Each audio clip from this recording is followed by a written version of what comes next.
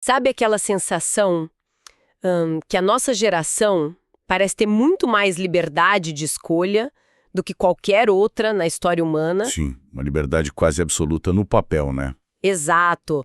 Só que ao mesmo tempo, a gente carrega um sentimento super pesado, sabe? De que não conseguimos mudar absolutamente nada na estrutura do mundo ao nosso redor. É como se a gente não tivesse impacto nenhum. Nossa, é muito isso. É tipo ter um cardápio infinito nas mãos, com todas as opções possíveis, mas você percebe aos poucos que a cozinha do restaurante já pegou fogo. Adoro essa imagem da cozinha em chamas porque ela ilustra bem a nossa exaustão moderna. E é uma exaustão constante, né? Aquela sensação de correr em uma esteira na velocidade máxima e não sair do lugar. E bom, esse é o motor da nossa imersão de hoje. E essa imagem da esteira descreve perfeitamente o paradoxo central que a gente vai explorar aqui. E a gente vai ser guiado pelas reflexões do sociólogo Zygmunt Bauman. Um autor maravilhoso, por sinal. Demais. A gente vai focar especialmente na introdução e nos primeiros capítulos da obra dele, que chama Em Busca da Política. E qual que é o cerne do argumento dele, nessa parte? Então, o argumento central aqui é que as antigas pontes que conectavam os nossos problemas privados à esfera pública, bom, elas foram demolidas. Sumiram. Sim, destruídas mesmo. Questões que no passado eram tratadas como desafios políticos, desafios coletivos, elas foram encolhidas, sabe? Ah, entendi. Elas foram transformadas numa coisa menor. Isso, foram transformadas em pura frustração individual. Virou uma carga que cada pessoa precisa carregar sozinha. E, nossa, isso contraria toda a promessa da modernidade, não é? Totalmente. Porque, veja bem, a ideia original era que, com o aumento da liberdade individual, viria também o poder de moldar a própria vida, de moldar o ambiente ao redor. A autonomia verdadeira, né? Isso! Mas a realidade que a gente observa hoje é tipo uma colisão frontal. Como assim? É um pico histórico de liberdade individual, de um lado a gente pode tudo, e uma impotência coletiva sem precedentes do outro lado. Pois é, e entender essa dinâmica é fundamental para quem está ouvindo a gente, perceber que aquela ansiedade generalizada, aquela que tira o sono de tanta gente, não é uma falha de caráter. Não é fraqueza pessoal, né? De jeito nenhum. É o sintoma de um sistema fraturado. E, para entender como essa quebra entre o indivíduo e o mundo funciona, na prática, tem um caso real que o Bauman cita. Ah, o caso da Inglaterra, sim. Esse mesmo. Um caso que ilustra de forma muito visceral onde as pessoas estão depositando toda essa ansiedade acumulada. É um exemplo bem pesado, mas muito necessário para a nossa análise. Sim. O caso envolve Sidney Cook, que é um criminoso com um histórico terrível de pedofilia que estava sendo libertado da prisão no final dos anos 90, lá no Reino Unido. E teve uma comoção absurda, né? Uma reportagem do The Guardian na época detalhou o que aconteceu. Surgiu um mero boato, apenas um boato, de que ele poderia ser abrigado em uma delegacia na cidade de Yeovil. Uma cidade super tranquila. Exato. E, de repente, uma multidão imensa e furiosa se formou ao redor do prédio. Eles estavam dispostos a fazer justiça com as próprias mãos. Nossa! Mas o que torna esse evento sociologicamente fascinante é a composição dessa multidão. Porque, veja bem, não eram ativistas experientes. Não era gente acostumada a ir pra rua protestar, né? Não mesmo, eram avós, adolescentes, donas de casa, empresários locais. Pessoas que, raramente se engajariam em qualquer tipo de ação pública, de repente passaram a noite no frio. Sim, unidos por uma fúria absoluta. E à primeira vista, alguém que está acompanhando a história poderia olhar para isso e pensar, olha só, a comunidade se uniu por uma causa, a solidariedade ainda existe. Parecia um resgate do espaço público. Parecia. O Bauman não vê isso como um despertar político real. De forma alguma. A união ali não era a fundação de uma comunidade voltada para a construção de um espaço melhor. Era o quê, então? Era puramente uma válvula de escape coletiva. Para entender isso, a gente precisa olhar para o estado mental da sociedade moderna. A gente vive saturado de uma ansiedade que é difusa. Difusa e escorregadia, né? Exato. Invisível. É o medo constante de uma demissão justificada por, sei lá, racionalização de custos. O pavor das flutuações do mercado financeiro global. Que podem destruir suas poupanças da noite para o dia. Pois é.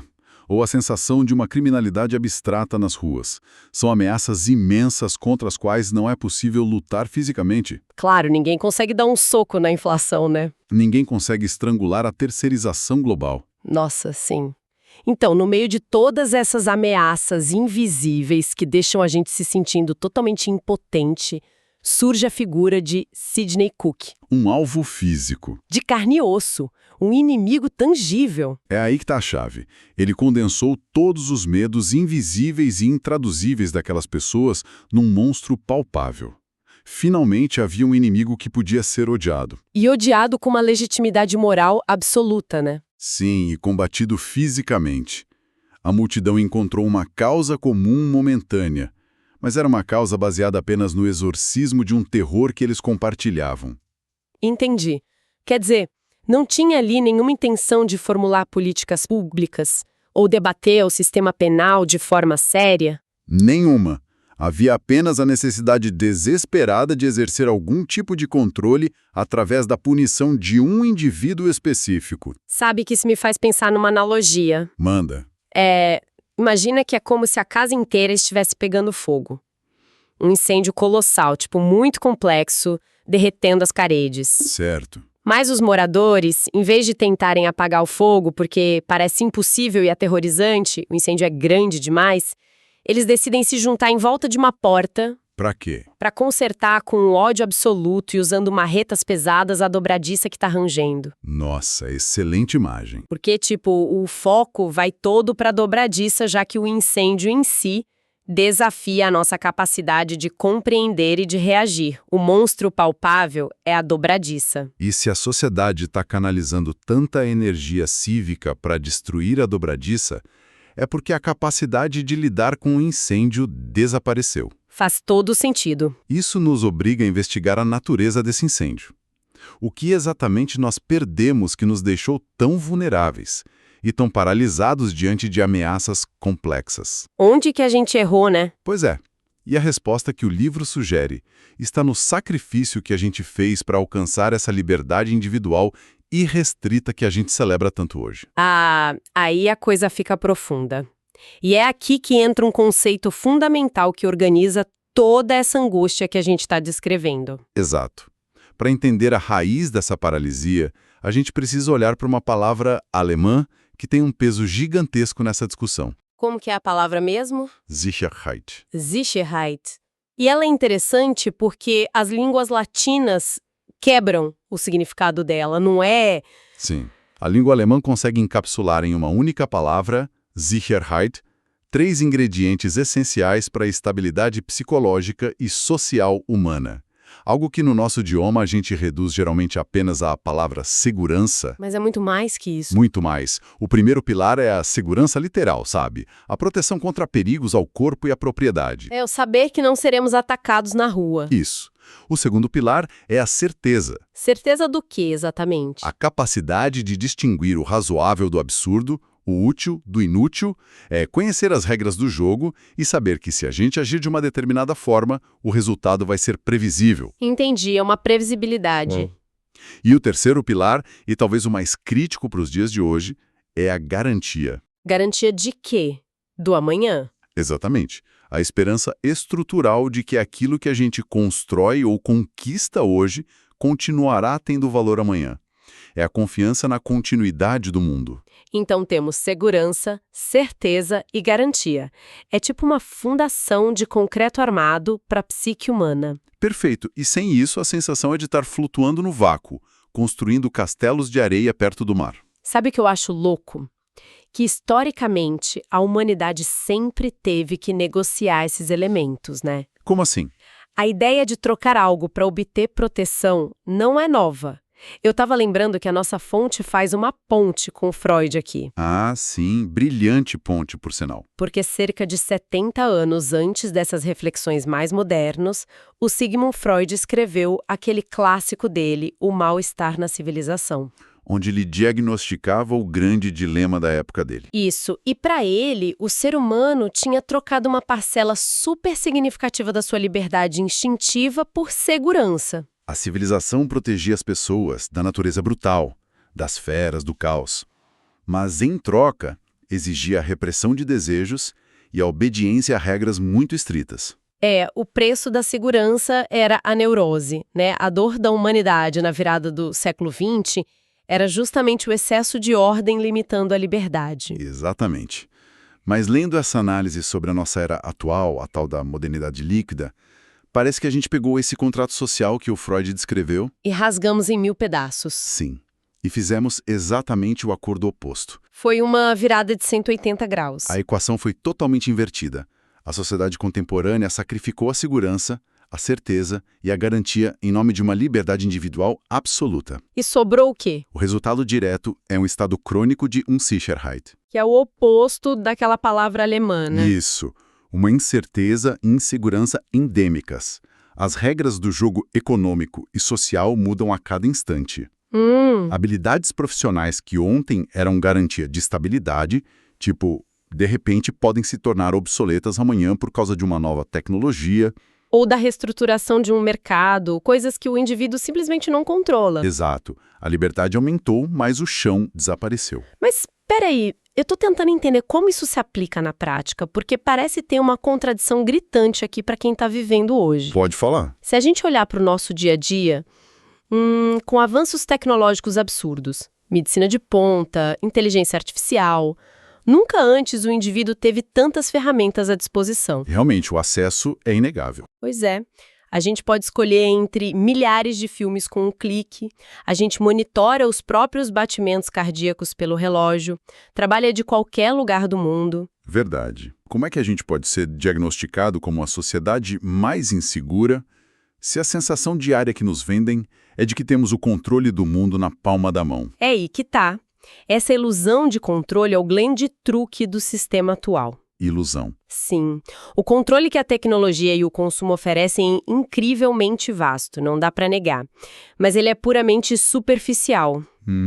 Explica melhor isso. A gente tem ferramentas fantásticas para personalizar a dieta, escolher a rota mais rápida no GPS ou o que assistir à noite, mas a gente perdeu a garantia estrutural. A garantia lá daquela palavra alemã? Exato. Um aplicativo super moderno no celular não garante que a sua aposentadoria não vai evaporar devido a uma crise em bolsas de valores do outro lado do mundo. Nossa, é verdade. A liberdade de consumo gigantesca não oferece a certeza de que as suas habilidades profissionais terão algum valor na próxima década. Então, palavras como desregulamentação e flexibilidade, que são muito celebradas como vitórias da liberdade, na prática significam um fim da previsibilidade para o trabalhador. Entendi a diferença.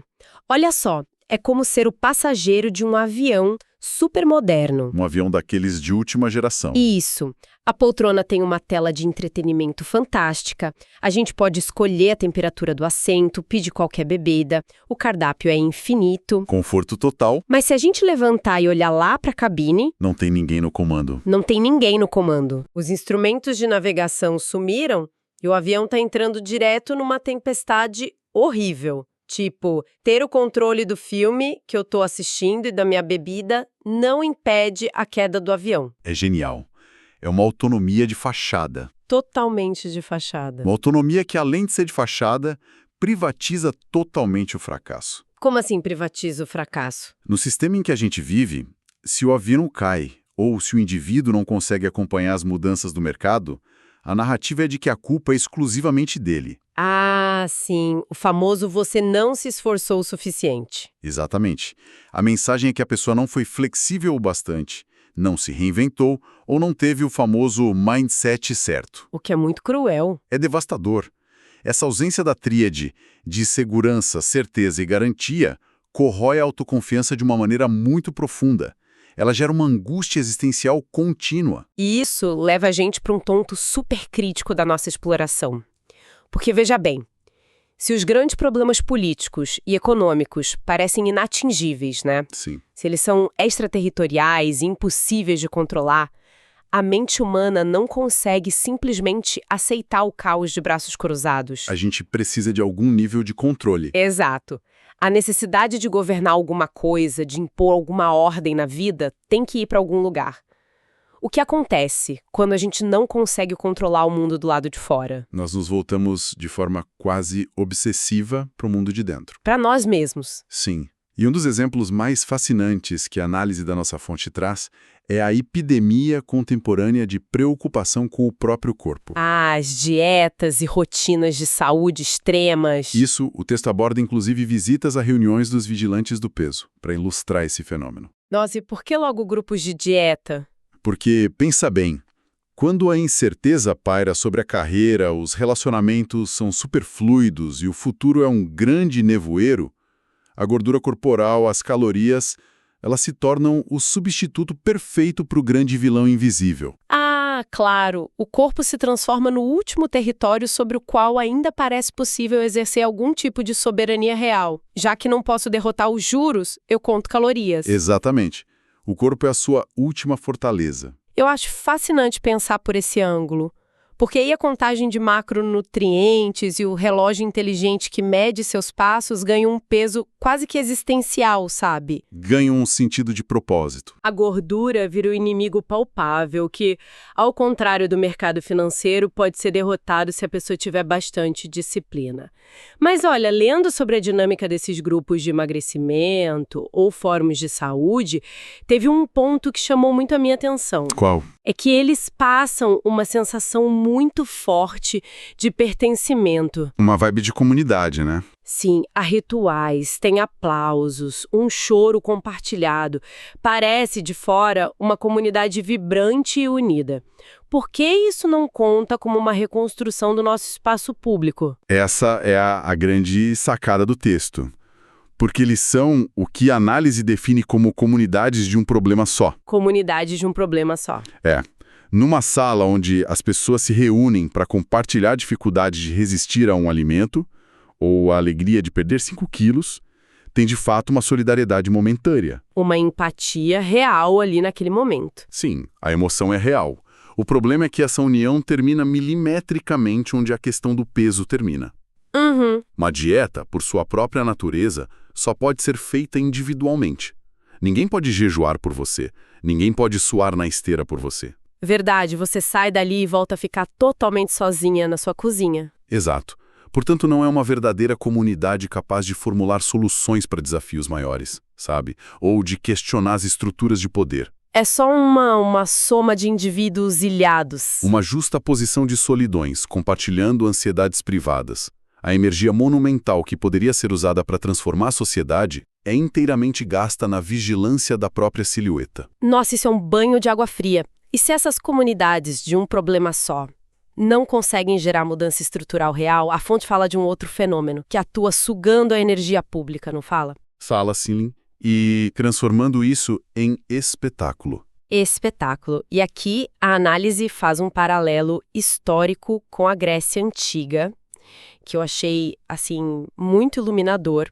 A transição da ágora para os estúdios de televisão. Muito boa essa parte. Na Grécia Antiga, a ágora era a praça pública, né? Era o coração da vida política da cidade. E qual era o papel principal dela? O papel dela era servir como uma máquina de tradução. Ela pegava os problemas, as aflições e os medos privados dos cidadãos e traduzia tudo isso em questões de interesse público. Entendi. Então a dor deixava de ser só sua. Isso, ela gerava ação coletiva. Era o lugar onde a dor individual ganhava uma dimensão política, capaz de alterar as leis da cidade e os destinos de todos. E hoje em dia, qual é o equivalente social e arquitetônico disso? Hoje, infelizmente, são os talk shows, os reality shows, os programas de fofoca e, claro, as redes sociais. Só que a tradução parou de acontecer, não é? Nesses programas, as pessoas sobem no palco ou ligam a câmera do celular só para expor seus dramas mais íntimos. Confissões chocantes. Sim, traições, falências financeiras, conflitos familiares pesados. O sofrimento privado ganha holofotes gigantescos, mas não vira uma causa pública. Não vira. A exposição da dor íntima virou puramente entretenimento. O espaço público, que deveria ser um lugar para debater, foi esvaziado de conversas substanciais sobre como a gente vive junto. E se tornou apenas uma tela imensa projetando miséria humana, né? Exatamente. E o efeito disso na sociedade é uma pacificação muito enganosa. Como Como assim pacificação? Porque quem está assistindo em casa sente uma identificação passageira. Alivia um pouco a própria ansiedade ao ver que outras pessoas também têm vidas caóticas. A famosa catarse. Isso. Experimenta uma catarse superficial. E vai dormir. Nenhuma estrutura geradora daquela dor é desafiada. É o equivalente a um fast food existencial. Perfeita definição. Você mata a fome imediata de conexão humana com um lanche rápido e cheio de calorias vazias. Consome-se o drama alheio, a gente sente um alívio de que a nossa vida não é tão ruim, mas não tem nutrição política nenhuma nisso. Nenhuma solidariedade de longo prazo. Nenhuma. A sociedade continua faminta e, pior ainda, exausta. E isso leva a gente para o momento em que essa exaustão toda atinge um ponto de ruptura. O limite do cansaço. Sim. Quando as pessoas percebem que vigiar o próprio peso e assistir a dramas de família na TV não protege ninguém das incertezas violentas do mundo, o que acontece? Aí acontece o fenômeno mais perigoso que essa linha de pensamento mapeou: viver em um mundo fluido, onde cada pessoa precisa ser a roteirista, a diretora e a protagonista de sua própria vida a cada segundo, sem nenhuma garantia de que o roteiro vai fazer sentido amanhã. Isso drena uma quantidade absurda de energia. É cansativo demais ser dono de si mesmo o tempo todo sem uma rede de segurança. Muito. A liberdade, quando está desacompanhada daquela tríade alemã, a segurança, a certeza e a garantia, é profundamente exaustiva. E quando o cansaço mental e emocional bate no teto, surge um desejo coletivo de abandonar o fardo da autonomia. Abandonar a autonomia. Ocorre uma busca desesperada pela heteronomia. Heteronomia. Deixa eu ver se eu entendi direito, para ficar bem claro para quem acompanha a gente. Autonomia é a capacidade de ditar as próprias regras, né? Certo. A heteronomia, então, seria o extremo oposto disso. O desejo de que as regras sejam impostas por uma outra pessoa ou por um outro sistema. Exatamente isso. Mas por que, meu Deus, alguém que passou, ou a humanidade que passou séculos lutando por liberdade, voluntariamente desejaria perder a própria autonomia? Pense num exemplo bem cotidiano de fadiga de decisão, sabe? Imagina uma pessoa que tem tantas escolhas complexas para fazer no trabalho e na vida pessoal. O tempo todo, ela acaba contratando um personal trainer caríssimo não apenas para ensinar os exercícios físicos. Ela contrata pro cara gritar ordens nela. Isso. Ou pagar por aplicativos que bloqueiam rigidamente o acesso à própria internet no celular dela. É o alívio profundo de não ter que decidir nada por uma hora. De terceirizar a disciplina. Agora, eleva esse sentimento de fadiga decisória à escala de uma sociedade inteira, que está aterrorizada pelo futuro e pela falta de garantias financeiras. E de garantias de identidade também, né? Sim, a heteronomia em larga escala é o terreno mais fértil possível para o totalitarismo. Nossa, é aí que a porta se abre. Para o fanatismo religioso, para o fechamento em bolhas ultraconservadoras ou para uma xenofobia muito agressiva. Então, as pessoas não estão necessariamente sendo enganadas por esses discursos, como às vezes a gente pensa. Não de forma tão simples. Elas estão ativamente buscando um pacote de certezas prontas. O famoso preto no branco, mesmo que esse pacote venha embutido com violência ou com perda de direitos civis. É uma troca deliberada, impulsionada pelo pânico e pela fadiga. Líderes ou movimentos que prometem a restauração implacável da ordem e que oferecem explicações simples e identificam culpados super claros. Geralmente o imigrante, o estrangeiro ou quem vive de forma um pouco diferente, né? Exato. Esses líderes ganham uma atração irresistível, assim. A intolerância contemporânea, quando lida através dessa lente que a gente está trazendo, não é apenas uma simples ignorância. É o quê, então? É frequentemente uma projeção da incapacidade das pessoas de suportar a incerteza crônica. Abraçar o autoritarismo é a forma extrema de tentar reconstruir o chão de concreto que a modernidade dissolveu. Delegando a um líder forte um controle que o indivíduo não consegue mais exercer sobre a própria vida. Isso mesmo. O que, nossa, me leva a uma reflexão quase conspiratória sobre tudo isso.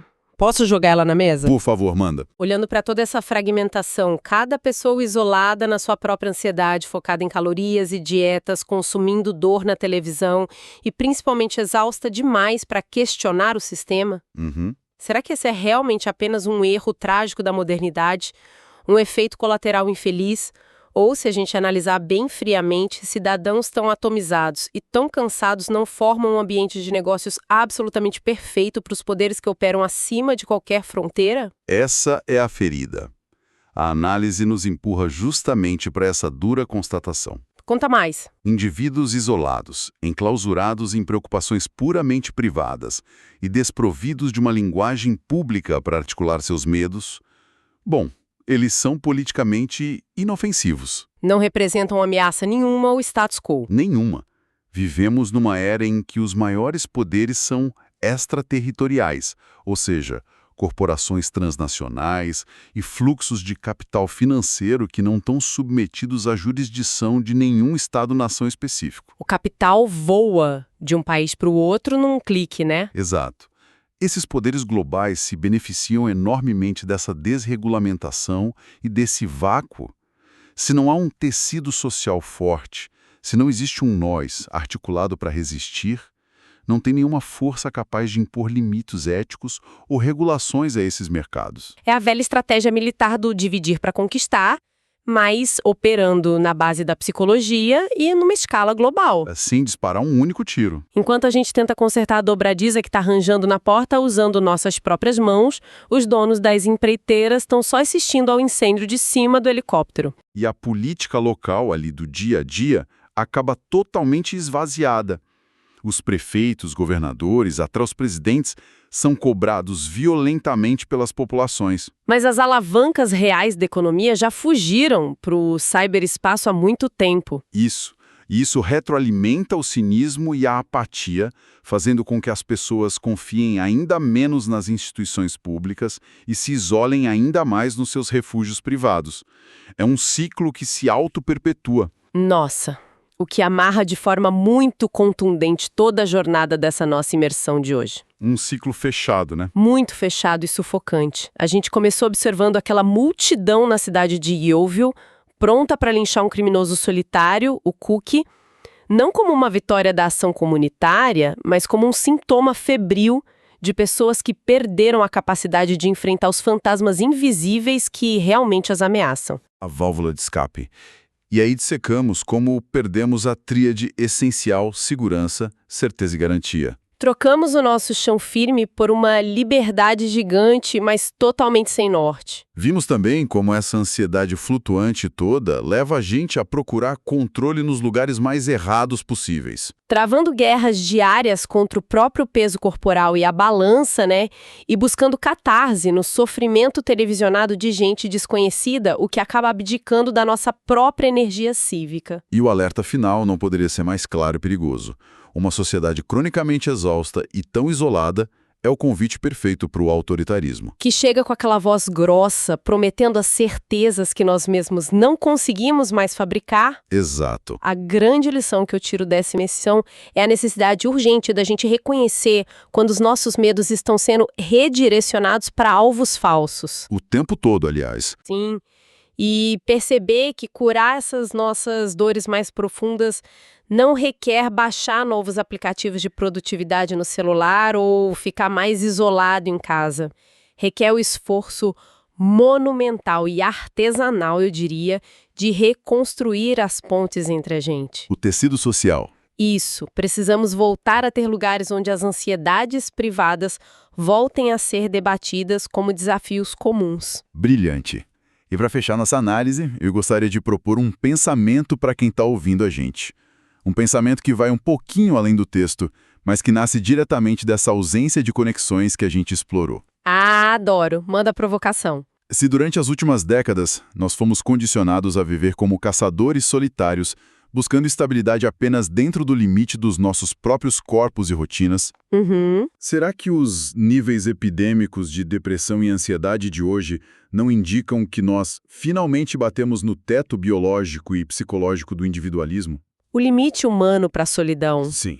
E se isso for verdade, O próximo grande salto evolutivo, ou salto revolucionário da nossa sociedade, não vai depender da inteligência artificial, nem de inovações tecnológicas de ponta. Vai depender do quê, então? Vai depender de uma redescoberta radical e, muito provavelmente, desconfortável de como a gente precisa genuinamente dos outros de novo para conseguirmos sobreviver. Nossa! Uma redescoberta completamente obrigatória, porque tentar apagar um incêndio global jogando um copo d'água solitário não vai salvar a casa de absolutamente ninguém. Fato. E é com essa provocação excelente sobre o limite final do nosso individualismo que a gente encerra a nossa imersão de hoje.